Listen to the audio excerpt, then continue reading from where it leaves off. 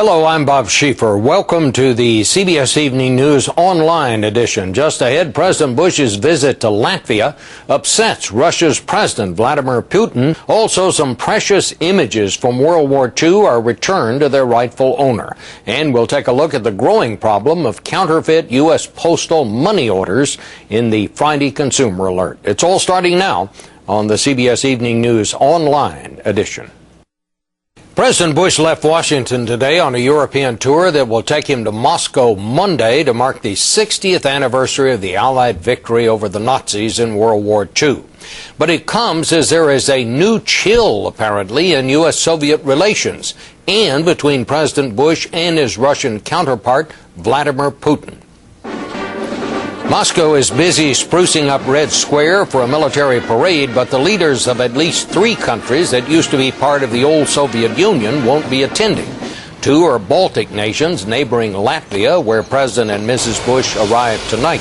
Mr. Bush has called on Moscow to renounce its forced annexation of Latvia and the other Baltic states at the beginning of the war, and has noted that defeating the Nazis did not lead to freedom for those in the Baltics. This is a bittersweet moment for a lot of people in America who, are from the Baltics. The president says he'll bring it up with Putin when they meet, which is sure to irritate the Russian leader, who's called the collapse of the Soviet Union a catastrophe.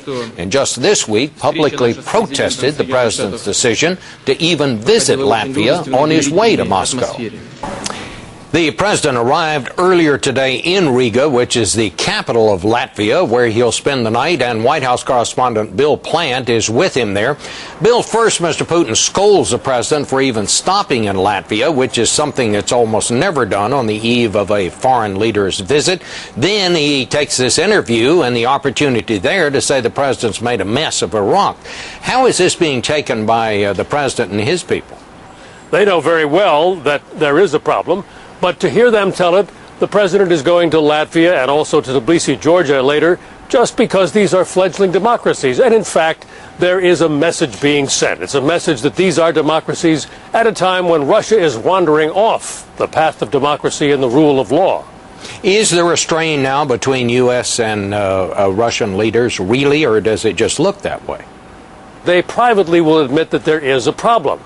But they're not going to do much about it, and they can't, because they still need Russia and they still need Putin to deal with the Mideast, to deal with nuclear proliferation, and to deal with various other problems around the world. All right. Thank you very much, Bill Plant. Thank you. 60 years ago Monday, World War II ended in Europe, but war still raged in the Pacific. Japan had its back to the wall, leaving millions dead on countless island battlefields. One was a Japanese soldier who left his dearest memories for an American soldier to find. Our Barry Peterson has the inside story.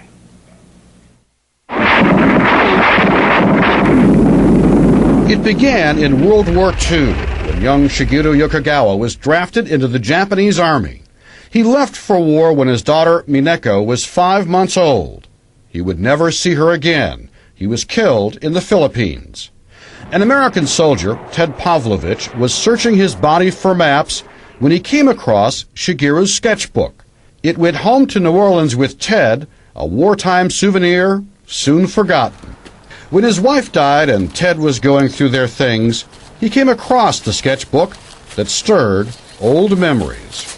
I could figure he was just about like me. He just happened to be on the wrong side and at the wrong end, Ted turned the book over to Japanese authorities, who started a hunt for the family.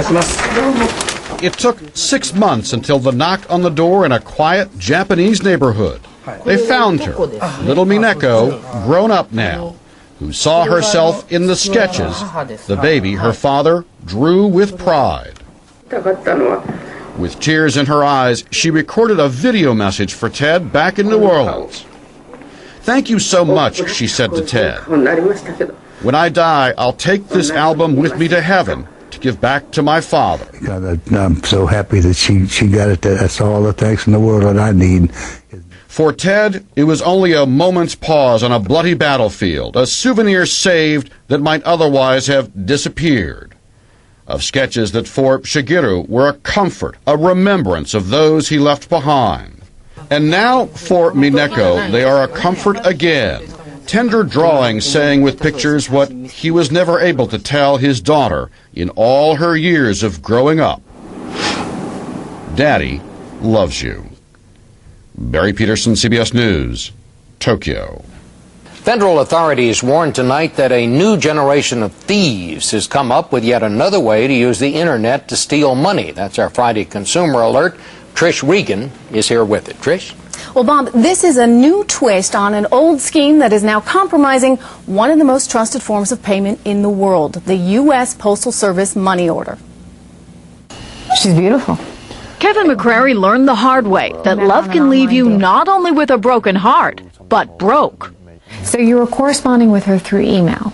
The 56-year-old met someone online claiming to be this woman and calling herself O.G.C. Douglas. She was extremely friendly and personable and seemed reasonably intelligent. Intelligent enough to swindle Kevin out of nearly $2,000. Douglas sent Kevin two $950 money orders so he could buy a laptop computer for her. I went up to the bank teller window to the attendant there and handed them the checks. And they took it. And they took it. But a month later, Chase notified him that the money orders were counterfeit and deducted the $1,900 from his account, even though the bank could have been on the lookout. The Postal Inspection Service had already issued a warning about counterfeiting months earlier, but Chase didn't alert its tellers until March. We started noticing an issue developing probably November, December of last year. Paul Kren of the U.S. Postal Inspection Service says Kevin's story is hardly unique. More than 3,700 counterfeit postal money orders, estimated to be worth millions, were intercepted in the last 3 months of 2004. This year, the Postal Service expects the number to be considerably higher. It's coming from an area, West Africa, and also Eastern European countries as well. Just like currency, every U.S. postal money order has security features. If you hold one up to the light, you can clearly see a watermark of Benjamin Franklin in the oval and the letters USPS on the vertical stripe. As of now, counterfeiters have not been able to copy these safeguards. Kevin McCrary says for a jaded New Yorker, he was surprisingly gullible. She says here, you sounded the best, sounded patient and free-spirited. So you were the one. I'm the one. I'm her mark.